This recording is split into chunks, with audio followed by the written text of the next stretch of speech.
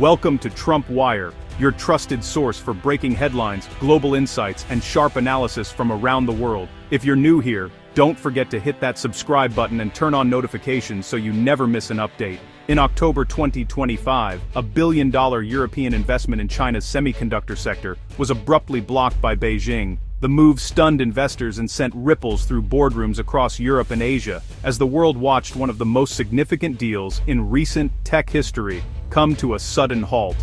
This deal wasn't for a flashy startup or a speculative tech bet, but for the tiny, essential chips powering everything from smartphones and laptops to the latest electric vehicles and even medical devices. The Chinese government's intervention sent shockwaves through the global auto industry, halting carefully laid plans to secure a stable chip supply and leaving manufacturers scrambling for alternatives. European companies, eager to invest and expand their reach, were met with a firm rejection, raising urgent questions about the reliability of Chinese suppliers and the future of cross-border tech partnerships. This wasn't just a business setback, it was a clear, calculated message from Beijing amid rising trade tensions and a shifting global order. For years, Europe and China's economic partnership thrived, built on mutual benefit and trust. But now, cracks have deepened, and suspicion is growing on both sides. The blocked deal exposed a new phase in a conflict fought not with armies, but with tariffs, regulations, and industrial policies, reshaping the rules of global competition. European automakers, especially giants like BMW and Volkswagen, suddenly faced supply chain chaos, with production schedules thrown into disarray. A single disruption threatened to halt entire assembly lines, putting thousands of jobs and billions in production at risk, and highlighting just how fragile the global tech supply chain has become. The issue was no longer about profit margins, it was about power, influence, and control over the future of key industries that shape our everyday lives. The fallout left executives and politicians scrambling to respond, as the global balance of economic power shifted before their eyes, forcing a rethink of long-term strategies. The billion-dollar question now looms larger than ever. Who will control the technology that drives tomorrow's world, and at what cost? The answer, for now, remains uncertain, as the world waits to see who will shape the next chapter of the global tech race. At the heart of the dispute is Nexperia, a company that has found itself thrust into the global spotlight almost overnight. Nexperia is a Dutch-based chipmaker, but its ownership by China's Wingtech has made it a focal point in a much larger geopolitical struggle. The company supplies essential semiconductors to major European automakers, including industry giants like BMW, making it a critical link in the continent's manufacturing chain. The blocked investment was intended to boost Nexperia's production capacity, aiming to secure Europe's chip supply and reduce dependence on foreign sources. But because Nexperia is ultimately Chinese-owned, any major deal or expansion requires approval from authorities in Beijing, adding a layer of political complexity. European investors saw an opportunity to stabilize their supply chain and protect local industries. Meanwhile, China viewed the situation as a matter of national security and strategic interest. On paper, the arrangement seemed practical. Europe would gain reliable access to chips, with production taking place on its own soil, benefiting both sides. But China's intervention shattered that illusion, exposing the risks and vulnerabilities that come with foreign ownership in such critical sectors. On the eve of the announcement, BMW confirmed its supply network was directly affected, sending shockwaves through the entire European auto industry and raising urgent questions about future stability. What began as a corporate issue quickly escalated into a continent-wide threat to production, with potential consequences for jobs and economic growth. The Nexperia case highlights just how deeply intertwined and vulnerable Europe's industries are to the shifting tides of global politics and international business.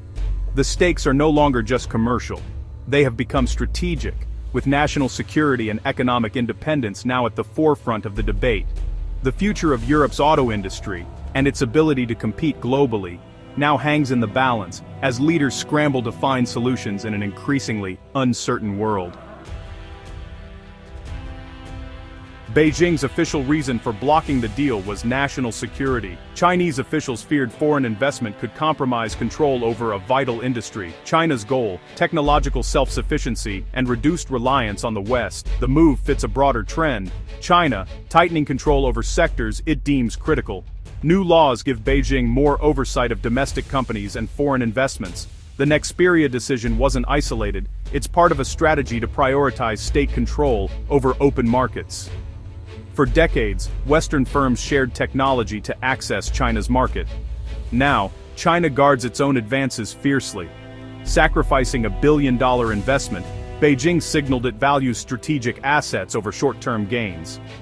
For European companies, the message is clear, the rules have changed, and the Chinese government is now an active player. Open access can no longer be taken for granted. The era of growth at all costs is over. Security and control now come first. China's move didn't happen in isolation, it's part of a tit-for-tat trade battle with Europe. The EU, wary of unfair Chinese practices, has shifted from partnership to rivalry.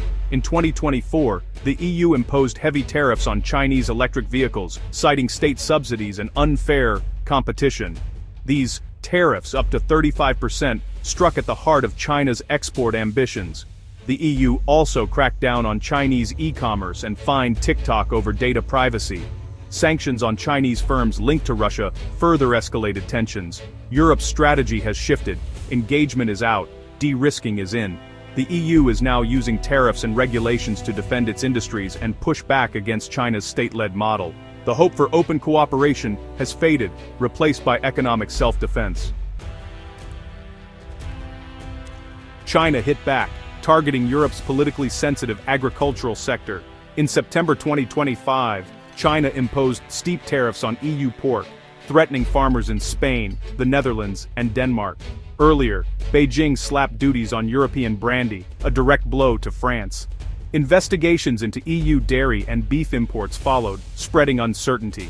These moves were calculated to create political pressure within the EU and exploit internal divisions. China's retaliation, combined with the Nexperia bloc, shows a confident Beijing wielding economic power. The tit-for-tat cycle has turned partnership into open rivalry. Everyday people, farmers, workers, are caught in the crossfire. The EU-China conflict is part of a larger global trade storm, shaped by US policies. The US launched its own trade war with China, using tariffs as leverage. Even after some reductions, US tariffs on Chinese goods remain high, influencing global strategies. The US and EU have also clashed over trade, with tariffs on cars and other goods still in place. Europe now faces trade battles on two fronts, navigating between Washington and Beijing. The EU's actions against China partly reflect a desire to align with the US on economic security, but Europe also wants independence. For global companies, this tangled web of tariffs and rules is a nightmare for planning and supply chains. The old, predictable trade system has given way to a battlefield of competing interests. Companies must adapt or risk being caught in the crossfire. The world's three largest economies are now locked in a high-stakes contest. Trade wars have real consequences for ordinary people. Disrupted supply chains and tariffs put jobs at risk and drive up prices. In the auto industry, a single chip shortage can halt entire assembly lines, threatening thousands of jobs. Automakers scramble for new suppliers, facing delays and higher costs. Consumers feel the impact, longer waits for cars, fewer features, and rising prices. Tariffs on Chinese EVs and China's retaliation on European goods push costs even higher. Farmers, too, are hit hard as exports to China dry up. The dispute over chips in China is directly linked to the price of pork in Spain and brandy in France.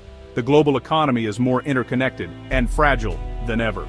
A conflict in one sector can quickly ripple across continents. The EU's biggest challenge is its own internal division. With 27 member states, Europe struggles to speak with one voice on China. Some countries, like France and Italy, push for tough action. Others, like Germany, fear economic backlash. German automakers, deeply invested in China, worry about retaliation and job losses. Political fragmentation, fueled by rising nationalist parties, makes consensus even harder. China exploits these divisions, strengthening ties with individual EU states.